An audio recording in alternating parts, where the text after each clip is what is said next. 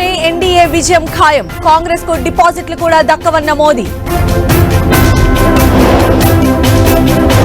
ఎన్నికల ప్రచారంలో జగన్ దూకుడు. రేపు కర్నూలు, కళ్యాణదుర్గం, రాజాంపేటలో సభలు. రేపు తెలంగాణకు రాహుల్ గాంధీ. నర్సాపూర్లో ఎలక్షన్ క్యాంపెయిన్.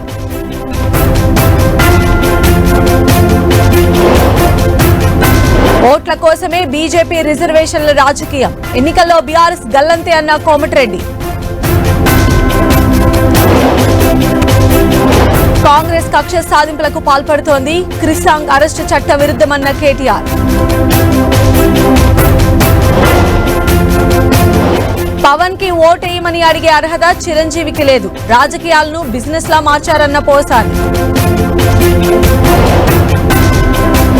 దక్షిణాది ప్రజలు ఆఫ్రికన్లా ఉంటారు. మరోసారి శామ్ పిట్రోడా వివాదాస్పద వ్యాఖ్యలు.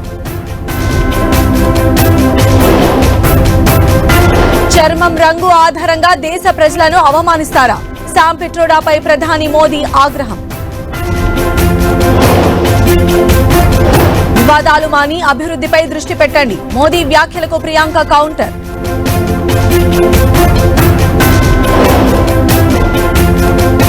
అకాల వర్షాలతో రైతులు అధైర్యపడద్దు. తడిసిన ధాన్యం కొంటామన్న మంత్రి తుమ్మల.